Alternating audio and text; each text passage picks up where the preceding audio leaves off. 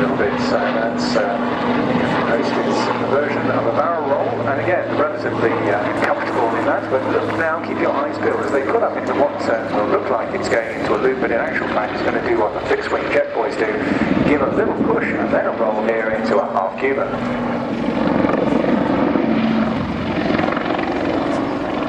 Both hugely experienced guys, unsurprisingly. They're both qualified helicopter instructors at the base down in Middle Wallop in Hampshire.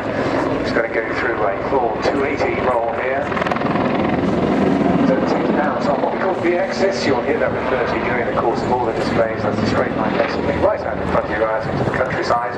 And with the wind we've got today, which is on crowd, is coming towards us, they put in a spacing loop here, and you can see the difficulty sometimes as you take this out of its own stability in its own envelope that you would normally operate a rotary machine in. Of course, it really wants to go in a completely different direction when you push it into a configuration like that. Here, however, putting up into something altogether a little more straightforward, a standard pedal turn, looking superb as a silhouette out in the distance.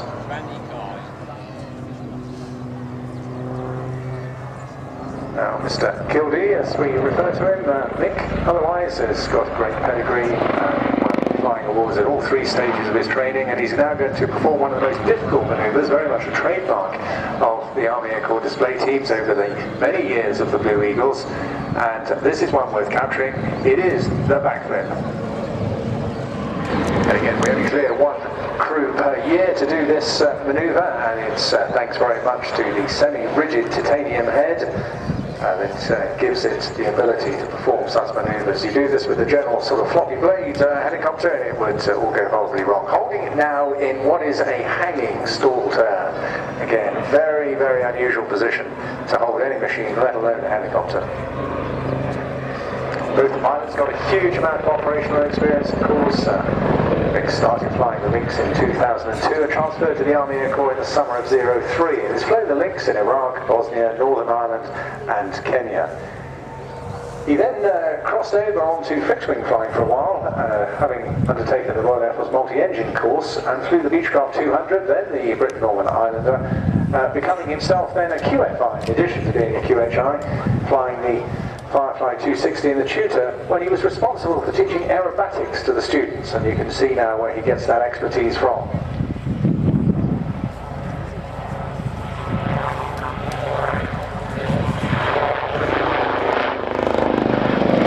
Going up now into a 1990, you'll see a little bit of drift there as he holds it at the top, but now correcting that. Straight down, pointing only at the earth.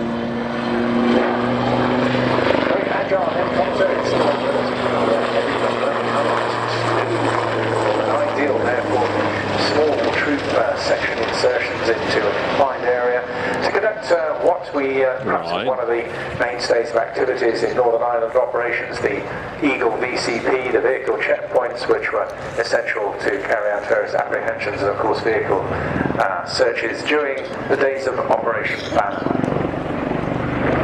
Seats alongside Nick, checking all the T's and P's and ensuring the talks matched all throughout the entire display is Neil Posthumus.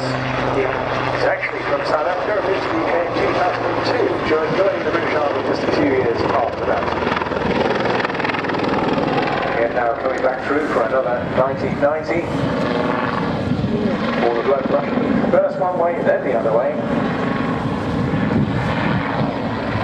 Hostie, as he's known, will qualify on the Lynx in December 2007, was posted to 1 Regiment Army Air Corps in 657 Squadron. He completed his QHI course, qualified in 2012 on that, and is now currently the Lynx Flight Commander with 671 Squadron based at Middle Wallop.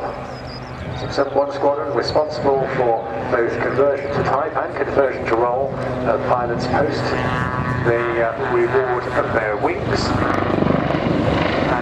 Following that lovely rearward transition, a tail up, 1 in.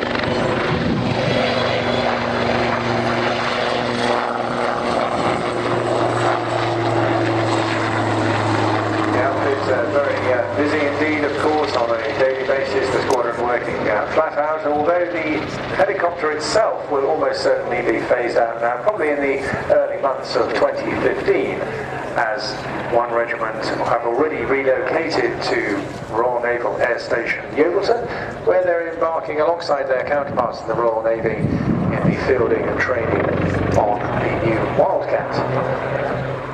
No Wildcats with us today, sadly, but Royal Navy already fielding one half of their Black Cats team with a new version of the Wildcats, but still some limitations. Now, if you missed it the first time, here's another opportunity. Posty checking everything is right, Nick getting the aircraft stable, and for another backflip.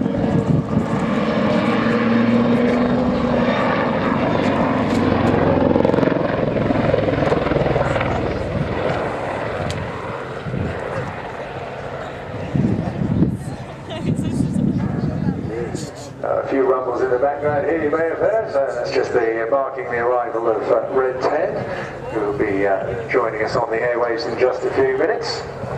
But right now our eyes still peeled on the Army Air Corps Mark 7 Lynx.